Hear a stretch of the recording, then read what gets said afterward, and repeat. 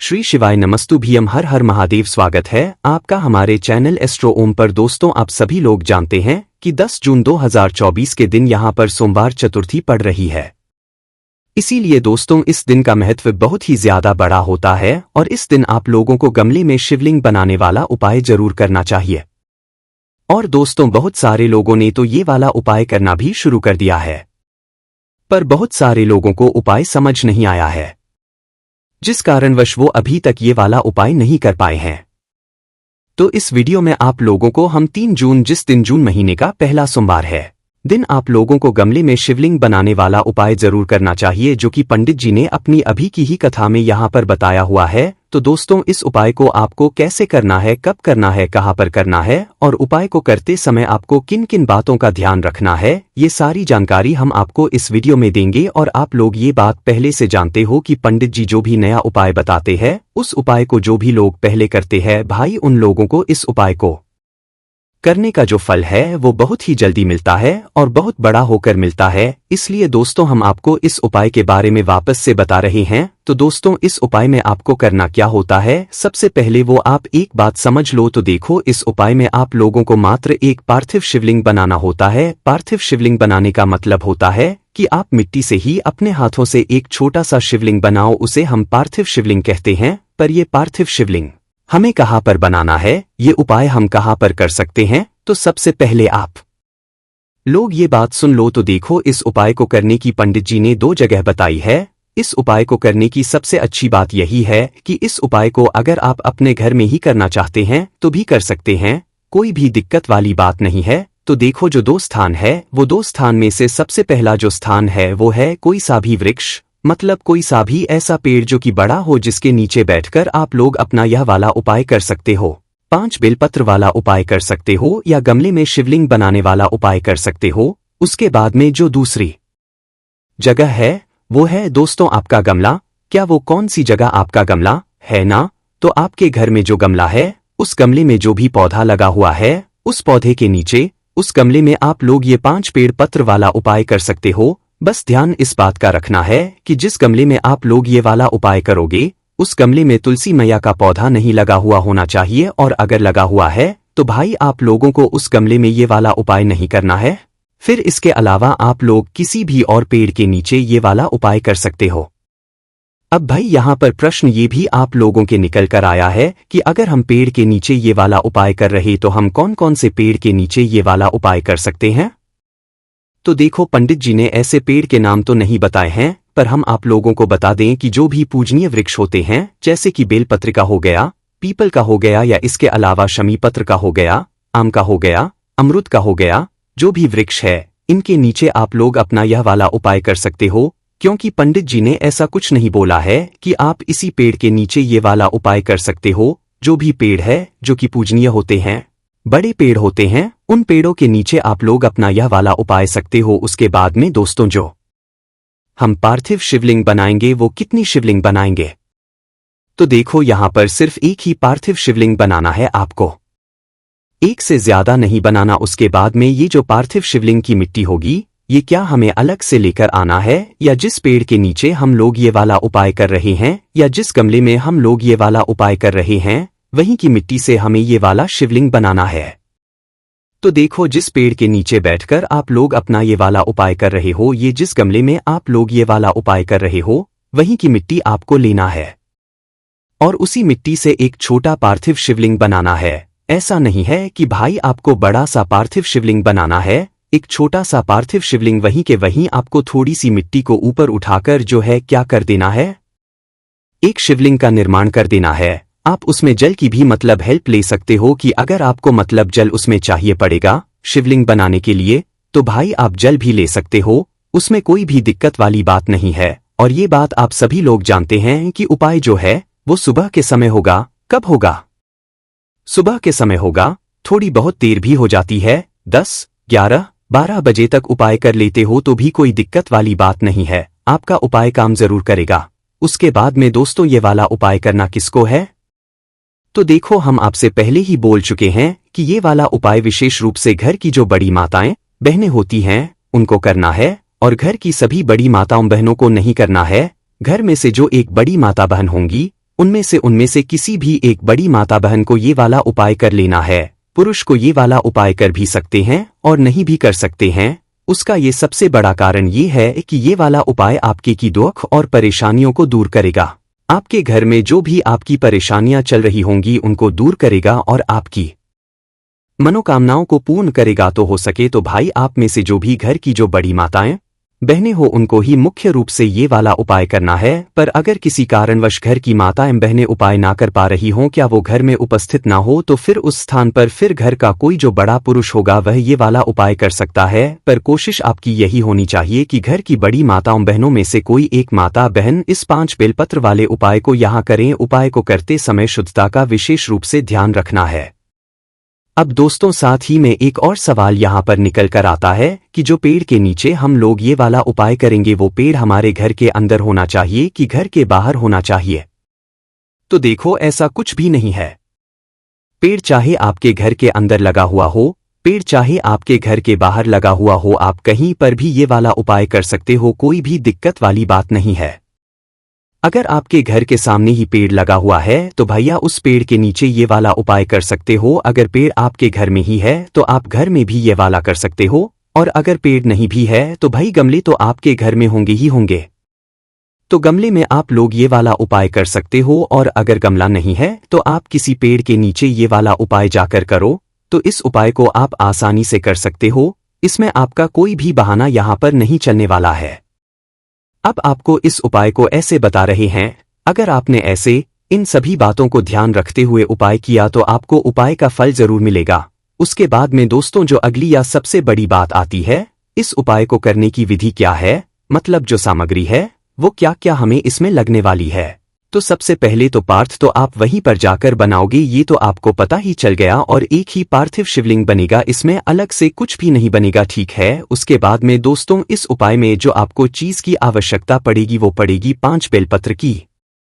अब 5 बेलपत्र जब हमने आपको बताया तो लोगों ने ये पूछा कि अगर हमें 5 बेलपत्र ना मिले तो हम क्या करें। तो देखो 5 बेलपत्र अगर आपको ना मिले तो आप क्या कर सकते हो कि भाई आप कुछ नहीं कर सकते हो, आपको 5 बेलपत्र लाना ही पड़ेगा। उसका सबसे बड़ा कारण ये है कि ये वाला उपाय हम किसी मंदिर में जाकर नहीं कर रहे हैं। अगर हम मंदिर में जाकर तो हम शिवलिंग के ऊपर से उठाकर 5 बेलपत्र को धोकर इस्तेमाल कर लेते, पर ये वाला उपाय हम हमारे घर में ही कर रहे हैं, हमारे घर के आसपास जो वृक्ष हैं उनमें ही कर रहे हैं। तो भाई इस वाले उपाय में आपको 5 बेलपत्र किसी वृक्ष से तोड़कर ही लाना पड़ेगा या तो कहीं से खरीद कर ही लाना पड़ेगा। वह 5 बेलपत्र अच्छी होनी चाहिए, कटी पटी नहीं होनी चाहिए। इस बात का भी आप लोगों को ध्यान रखना है, ठीक है। तो यह बात आपको समझ आ गई कि 5 बेलपत्र तो आपको लानी ही पड़ेगी। उसके बाद में दोस्तों 2 लोटा जल है ना। अब 2 जल कहने का मतलब क्या है कि हमें 2 लोटा में जल लाना है। तो देखो अगर आपके घर में 1 लोटा तो होगा ही होगा है ना। अगर आपके घर में 2 लोटा नहीं है तो भाई उस जगह पर आप 1 लोटा में जल भर लो, और दूसरा कोई ये भी एक पात्र ले लो,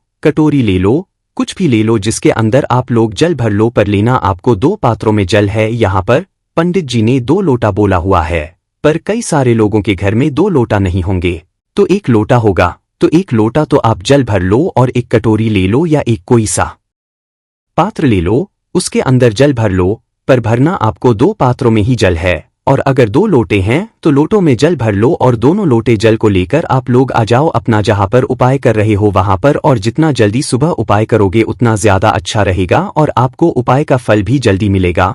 उसके बाद में दोस्तों अब उपाय को करने की बारी आ जाती है। अब उपाय को करने के लिए आप वहां पर आ जाओ जहां पर आप लोग अपना ये वाला उपाय कर रहे हो। पूजन सामग्री जो आप अपने साथ लेकर आना चाहो वो पूजन सामग्री लेकर आ सकते हो। जैसे आप भगवान शिवजी के मंदिर में जाकर पूजन अर्चना करते हो शिवलिंग की, वैसे आप इस पार्थिव शिवलिंग की भी पूजन कर सकते हो, भी दिक्कत वाली बात नहीं है। इसी के साथ में दोस्तों एक और चीज की जो आपको आवश्यकता पड़ने वाली है वो है दोस्तों एक दीपक। क्या? एक दीपक। अब ये जो दीपक है ये आप आटे का भी ले सकते हो, मिट्टी का भी ले सकते हो, कोई भी दिक्कत वाली बात नहीं, कोई सा भी लोगे जल जाएगा। इसके अंदर जो बत्ती रखाएगी वो गोल बत्ती रखाएगी, और इसके अंदर शुद्ध देसी गाय का घी डलेगा। शुद्ध देसी गाय का घी इस्तेमाल करना, उपाय आपका अच्छा काम करेगा। तो एक घी का दीपक तैयार करके आप पहुंच जाओ वहां पर जहां पर आप उपाय कर रहे हो, चाहे घर में, चाहे घर में जो भी पेड़ लगा हुआ है वहां पर, आपके घर के बाहर जहां पर भी पेड़ लगा हुआ हो वहां पर, तो भाई उस पेड़ के नीचे आप लोग पहुंच जाओ। पेड़ के नीचे पहुंचने के बाद सबसे पहला काम आपका वहां पर बैठने का रहेगा। आसन लेकर जाना चाहो तो लेकर जा सकते हो, कोई भी दिक्कत वाली बात नहीं है। बैठकर ही उपाय करना है, खड़े होकर नहीं करना है। उसके बाद में बैठकर आप लोग क्या करना है, सबसे पहले तो एक पार्थिव शिवलिंग का निर्माण करना है। और शिवलिंग भी ऐसा नहीं कि बिल्कुल आप मंदिर जैसा शिवलिंग बनाओ, आपसे जैसा शिवलिंग बनता है ना वैसा आप मात्र एक पार्थिव शिवलिंग का मतलब ये होता है कि आपको मात्र शिवलिंग बनाना है, जो आपको अपनी से जो है थोड़ी सी मिट्टी को ऊपर की ओर उठाकर बस उस शिवलिंग को इस तरीके से तैयार कर देना है। बिल्कुल ऐसे जमाकर शिवलिंग ही बनाना है। आपको मात्र आसानी से जैसे आपसे शिवलिंग बनता है अपने हथेली से वैसे आपको बना देना है और सीधे हाथ के जरिए से शिवलिंग बनाना है। शिवलिंग जैसे ही आपका बन जाता है उसके बाद में आपको क्या करना है दोस्तों, अपनी 5 बेलपत्र को निकाल लेना है। क्या करना है, अपनी 5 बेलपत्रों को निकाल लेना है। अब यहां पर आपको पहले जल नहीं चढ़ाना है। बहुत सारे लोग पूछ रहे थे कि भाई पहले हमें जल चढ़ाना है कि बेलपत्र चढ़ाना है, तो पहले आपको जल चढ़ाना है और दीपक पहले नहीं जलाना है, ना जलाकर रखना है। अब कब जलाना है वो हम आपको बताएंगे।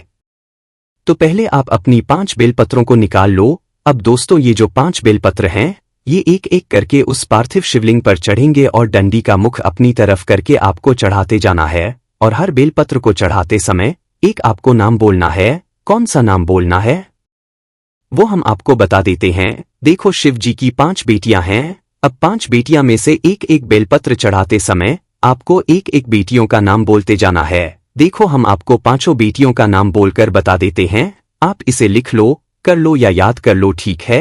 तो शिवजी की 5 बेटियों का जो नाम है वो है जया, विषहरा, शामली बारी, दाउतली और देव। ये शिवजी की 5 बेटियों का नाम है। इन 5 बेटियों का नाम आपको एक एक करके एक एक बेलपत्र को चढ़ाते समय आपको बोलना है। जैसे शिवलिंग पर बेलपत्र चढ़ता है वैसे ही यहाँ पर भी बेलपत्र चढ़ेगा। तो एक एक बेलपत्र को चढ़ाते समय शिवजी की एक एक बेटी का आप लोग नाम लेते जाना।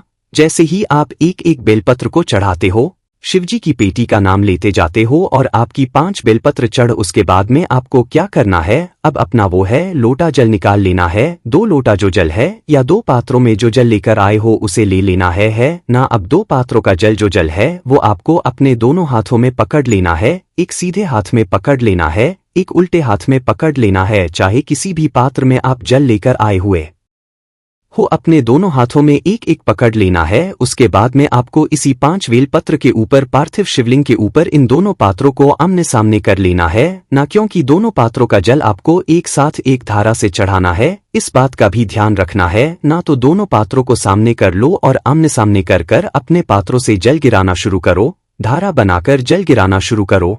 उन्हीं 5 बेलपत्र के ऊपर इसी पार्थिव शिवलिंग के ऊपर है ना। तो आप जलधारा गिराना शुरू करो और ऐसी ही धारा बनाकर पूरा जो जल है वो उस पार्थिव शिवलिंग पर इन 5 बेलपत्र पर समर्पित कर दो। जैसे ही आपका जल समर्पित हो जाता है अब आपको अपना दीपक जो है उसे जलाना है। आप चाहो तो दीपक जब उपाय शुरू कर रहे हो ना तो उस समय भी जलाकर रख सकते हो, कोई भी दिक्कत वाली बात नहीं है।